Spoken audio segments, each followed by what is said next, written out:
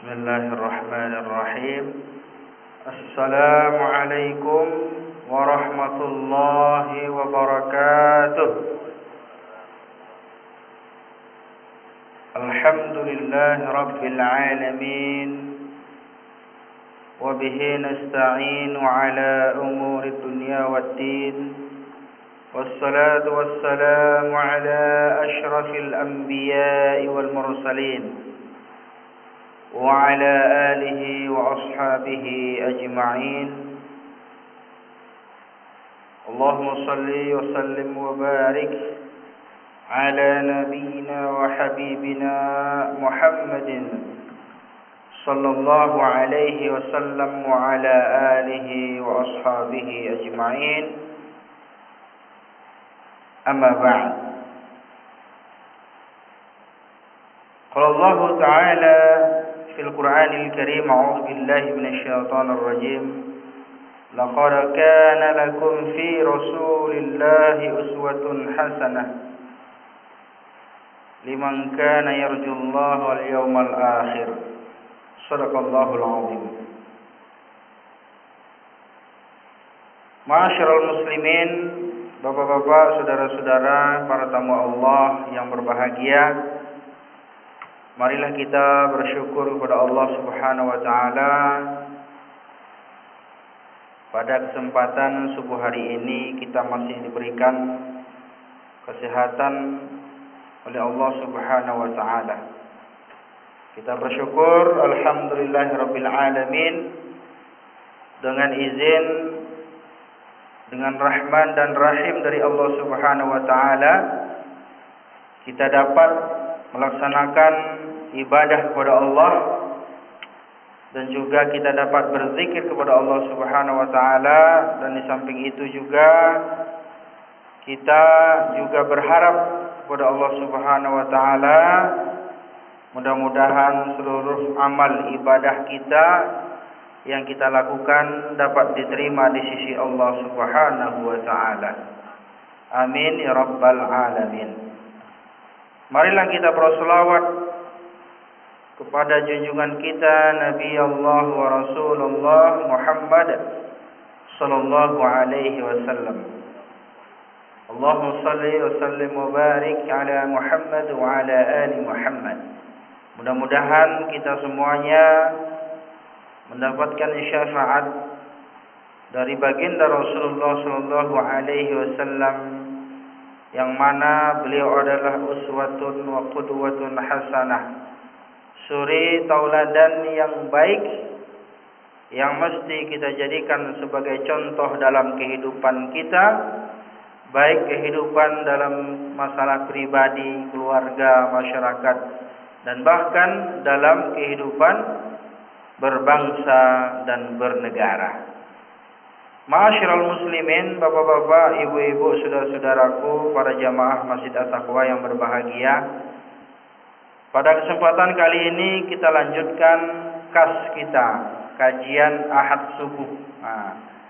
Alhamdulillah, ini sudah hampir di penghujungan bulan Rabiul Awal ya.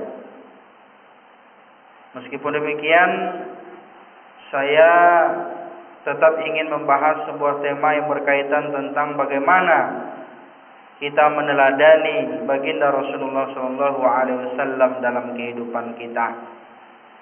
Bapak Ibu, mohon maaf, beberapa minggu kemarin itu memang ada acara di luar kota, ada tablik akbar di Cirebon, Cianjur, Sukabumi. Alhamdulillah beberapa hari ya kami wisata dakwah namanya, berwisata sambil berdakwah, dimulai dari Cirebon, ditutup di Sukabumi, dan terakhir di Cimande, Bogor.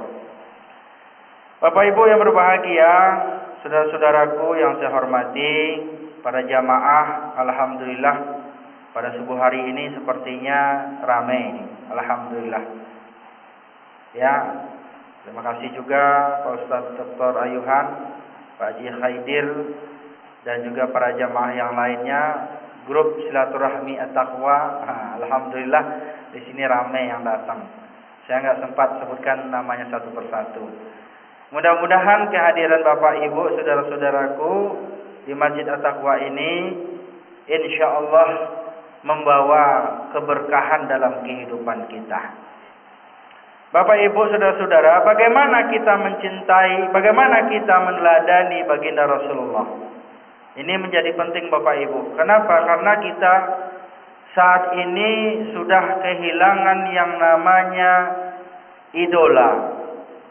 Anak-anak kita sudah banyak melupakan dan bahkan mungkin sama sekali tidak kenal dengan baginda Rasulullah sallallahu alaihi wasallam.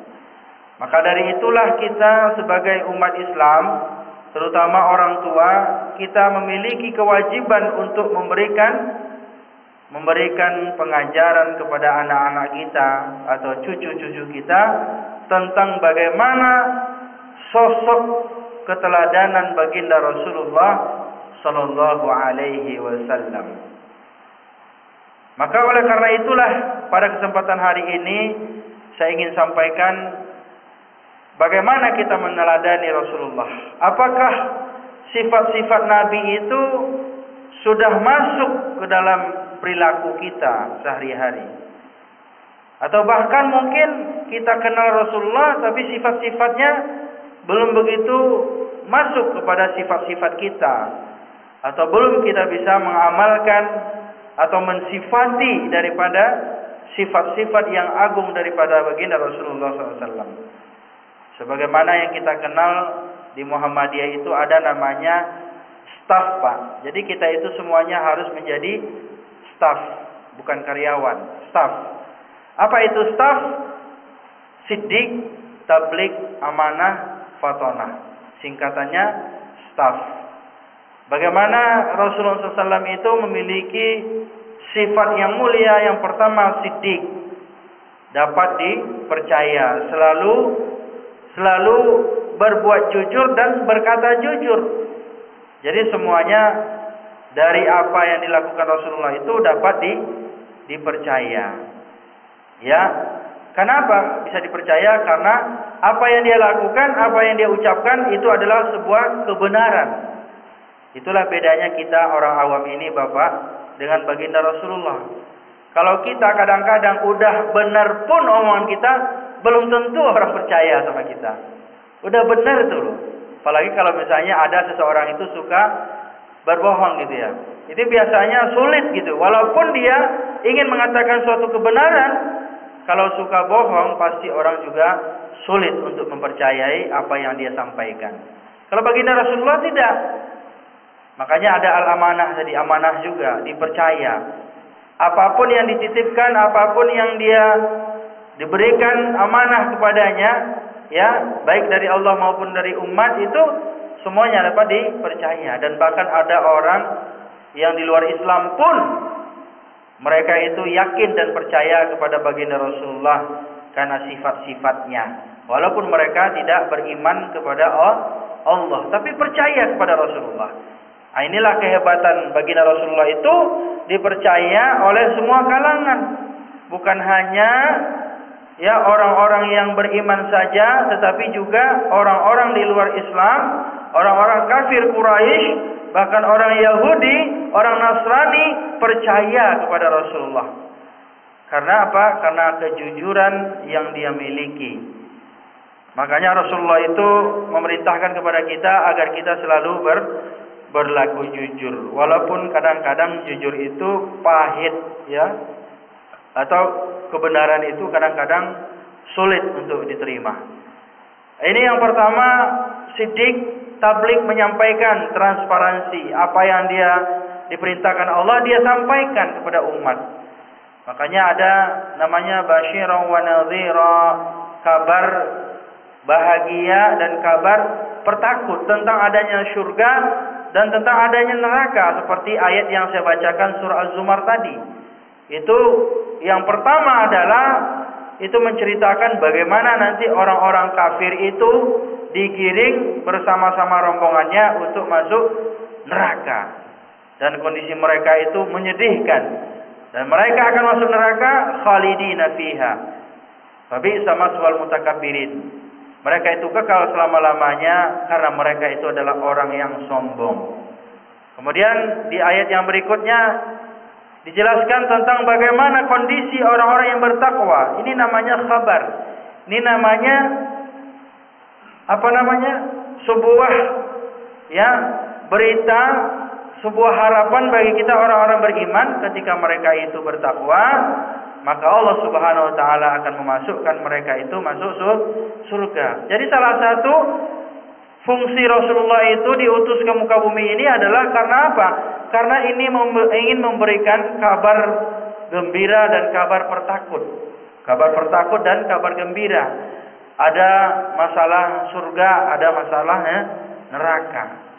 Nah, inilah pentingnya Bapak Ibu berbahagia kita mengingat dan mempelajari daripada bagaimana keteladanan Rasulullah sallallahu alaihi wasallam. Baik Bapak Ibu. Jadi yang pertama sekali adalah baginda Rasulullah itu sebagaimana yang kita ketahui bahwasanya beliau itu adalah orang yang memiliki atau seseorang yang memiliki akhlak yang mulia. Wa innaka la'ala khuluqin 'azim. Dan sesungguhnya engkau benar-benar memiliki budi pekerti yang agung, budi pekerti yang mulia. Rasulullah itu orang yang sudah dijamin akhlaknya, akhlak yang baik, akhlak yang mulia, dan bahkan dicatat dalam Al-Qur'anul Karim, laqad kana lakum fi Rasulillahi uswatun hasanah. Sungguh telah ada pada diri Rasulullah uswatun hasanah, suri tauladan yang baik yang pantas kita jadikan sebagai contoh dan kita jadikan sebagai tauladan dalam kehidupan kita. Baik masalah kehidupan pribadi, kehidupan dalam berkeluarga, dalam bermasyarakat, dan bahkan kehidupan dalam berbangsa dan bernegara. Bapak Ibu saudara-saudaraku yang berbahagia, jadi ini adalah beberapa hal yang ingin saya sampaikan, bahwasanya bagaimana kita meneladani Rasulullah.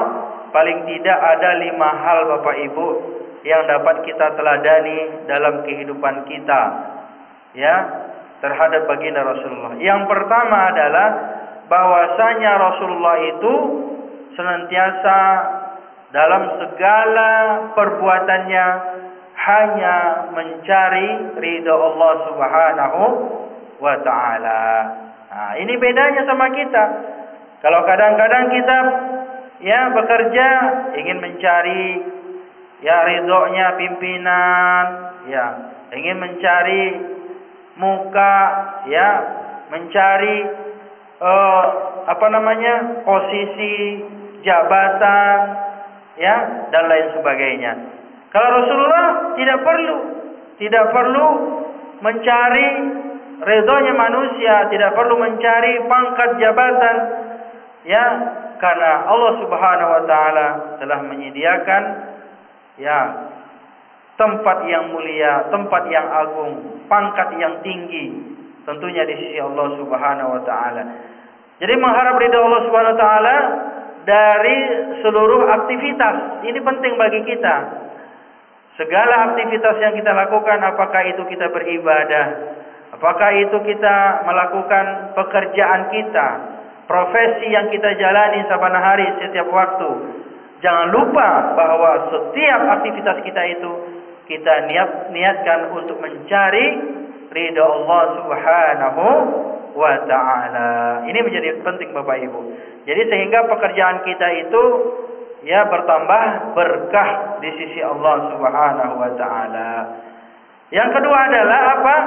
Menjadikan akhirat sebagai tujuan utama, Pak. Walal akhiratu khairul laka minal ula. Jadi akhirat itu lebih utama, Pak, daripada dunia. Kenapa ini menjadi penting?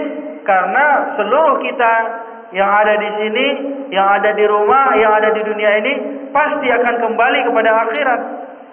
Disitulah kita nanti akan ditimbang amal baik dan buruknya, Dan jangan sampai kita rugi, bangkrut. Kenapa bangkrut?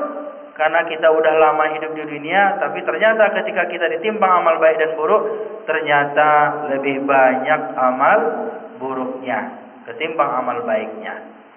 Nah, ini menjadi hal yang penting sekali, ya. Nomor 2 adalah menjadikan akhirat sebagai tujuan kita, Bapak Ibu yang berbahagia. Makanya walaupun kita melakukan kegiatan bentuknya dunia, jangan lupa di situ selipkan niat kita untuk Allah Subhanahu wa taala. Jadi kalau kita bekerja apa, itu tujuannya juga untuk akhirat. Kalau kita melakukan perbuatan dunia, kelihatannya dunia, jenisnya perbuatan dunia, pekerjaan dunia, tapi kalau kita niatkan untuk akhirat, insyaallah pekerjaan kita itu akan mendapatkan pahala dari Allah Subhanahu wa taala. Ini yang kedua, Pak. Jadi ini ada perintahnya, wabtaghi fima ataakallah ad-daral akhirah. Dan carilah pada apa yang telah dianugerahkan Allah kepadamu tentang kebahagiaan akhirat. Ya, cara mencarinya ya di dunia ini. Kita carilah kebahagiaan dunia ini, kebahagiaan akhirat itu ketika kita masih berada di dunia. Kalau kita udah di akhirat, kita tidak bisa lagi untuk mencari kebahagiaan akhirat. Jadi dunia ini adalah tempat kita menyemai, ya, menyemai benih, dan kemudian nanti di akhirat akan tumbuh dan kemudian akan berbuah. Tumbuh akan berbuah dan kita panen di akhirat, panennya Bapak Ibu. Ya. Nah, tapi walaupun kita memikirkan akhirat, tapi jangan lupa wala tansa nasibaka minad dunya, dan jangan sampai lupa pula kita kepentingan dunia kita ini juga harus diperhatikan. Jangan sampai kita karena habis zikir, doa terus tapi tidak berusaha, maka kita tidak akan mendapatkan kebahagiaan. Enggak bahagia dunia, enggak bahagia juga di akhirat itu. Maka sebaiknya imbangkan dunia dan akhirat kita, sehingga kita betul-betul menjadi manusia-manusia yang berbahagia. Kemudian yang ketiga Bapak Ibu, yaitu adalah Rasulullah selalu ingat kepada Allah. Dimanapun dia berada, dalam kondisi apapun dia, bahkan dalam perperangan pun, dia selalu ingat kepada Allah Subhanahu wa ta'ala. Nah, ini penting sekali. Oleh karena itulah Allah Ta'ala firmankan dalam Al-Quran, Ya ayyuhalladzina amanu dzkurullaha dzikran katsira wasabbihuhu bukratan wa asila. Hai orang-orang yang beriman, berzikirlah dengan menyebut nama Allah, zikir yang sebanyak-banyaknya, dan bertasbihlah kalian kepada Allah di waktu pagi dan petang. Maka ada namanya zikir pagi dan petang. Paling tidak kita berzikir kepada Allah dimanapun berada, dalam kondisi apapun, dimanapun kita selalu ingat kepada Allah Subhanahu wa ta'ala. Kadang-kadang kita ini Bapak Ibu hanya ingat ketika kita berada di masjid. Dan bahkan dalam sholat pun, kadang-kadang awalnya ingat sama Allah, tapi di pertengahan jalan, melenceng lagi pikiran kita. Lupa lagi sama Allah Subhanahu wa ta'ala. Padahal kita lagi sholat. Sampai-sampai kita lupa rakaatnya Bapak Ibu. Nah, ini tandanya kita apa? Belum sepenuhnya, belum maksimal dalam mengingat Allah Subhanahu wa ta'ala. Jadi ingatlah kepada Allah. Banyak-banyaklah kita mengingat Allah Subhanahu wa ta'ala. Ya, man ahabba syai'an, ya, iksiru min zikrihi. Barang siapa yang mencintai sesuatu, dia suka sama sesuatu, pasti dia akan memperbanyak mengingat itu. Kalau kita ya, cinta sama Allah, cinta kepada Rasulullah, maka kita pasti akan ingat kepada Allah.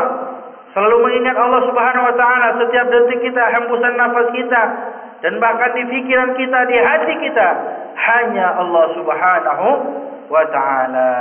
Inilah pentingnya kita mengingat bagaimana Rasulullah SAW itu mengajarkan Islam kepada kita, kepada umatnya.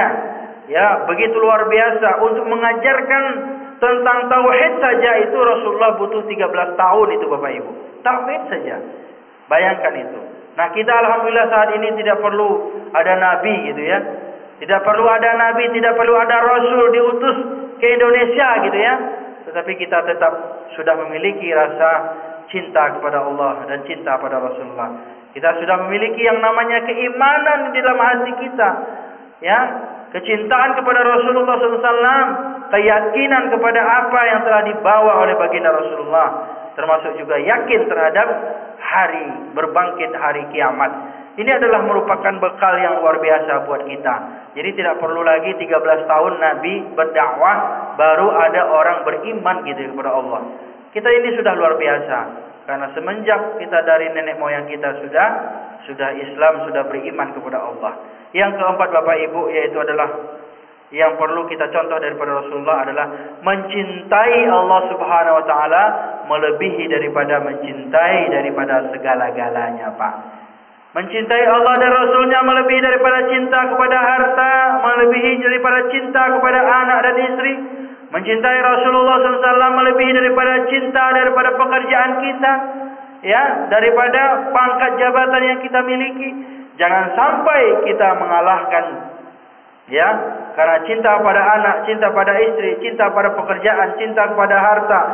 Jangan sampai melebihkan cinta kita kepada Allah.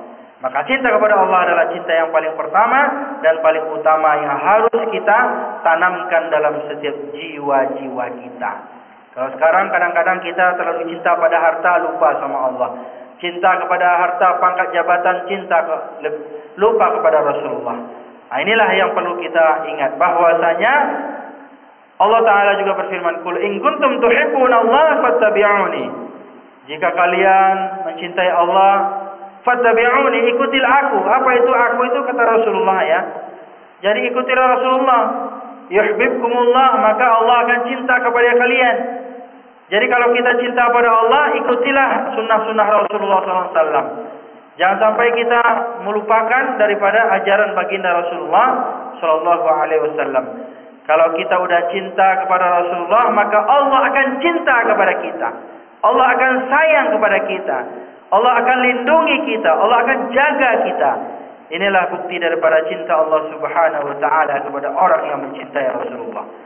Kemudian yang terpenting lagi adalah wa yaghfir lakum dzunubakum. Kalau kita sudah cinta kepada Allah, ya, kita mengikuti Rasulullah, maka Allah Subhanahu wa taala akan mengampunkan segala dosa-dosa kita. Masya Allah, Pak.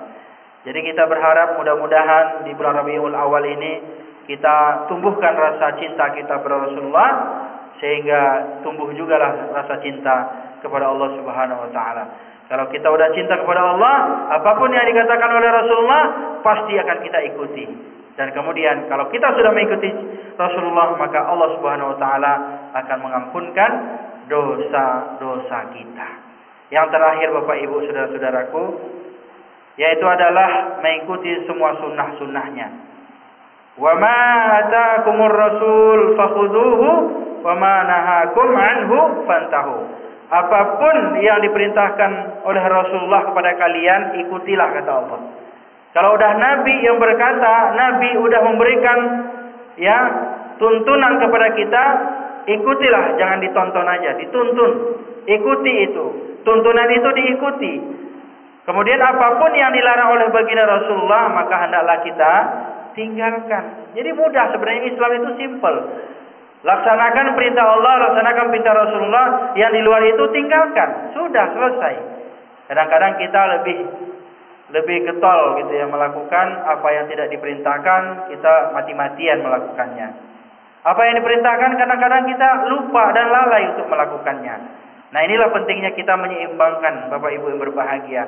Ketika Allah Subhanahu wa taala sudah memerintahkan, ya, kepada baginda Rasulullah, dan Rasulullah mengajarkan kepada kita, maka kita sebagai umatnya wajib untuk mentaati dan untuk mengikuti apa-apa yang sudah diperintahkan Allah melalui Rasulullah SAW. Innama bu'istu liutammima makarimal akhlak. Sesungguhnya kata Nabi, aku diutus ke muka bumi ini adalah untuk menyempurnakan akhlak. Pertanyaannya, sudah sampai di mana kita meneladani baginda Rasulullah sallallahu alaihi wasallam? Bapak Ibu saudara-saudaraku, mudah-mudahan kajian kita pada Ahad subuh ini insyaallah akan menambah kecintaan kita kepada baginda Rasulullah, menambah semangat kita dalam mengikuti sunnah-sunnah Rasulullah, terutama di akhir zaman ini manusia sudah kehilangan pegangan, Pak. ya sudah kehilangan pedoman, Pak. Jadi kalau kita tidak berpedoman kepada Al-Quran dan Sunnah Rasulullah SAW, maka kita juga akan termasuk orang yang akan hancur kehidupannya. Hancur kehidupan dunia dan juga akan hancur kehidupan di akhirat kelak nanti. Bapak Ibu, saudara-saudaraku, barangkali ini saja yang dapat saya sampaikan. Mudah-mudahan ada manfaatnya buat saya pribadi dan buat kita semuanya. Mari kita tutup dengan membaca hamdalah. Alhamdulillahirabbil alamin. Terima kasih atas perhatian. Mohon maaf atas kesalahan. Nasrun minallah wa fathun qaribun basyiril mu'minin. Wassalamualaikum warahmatullahi wabarakatuh.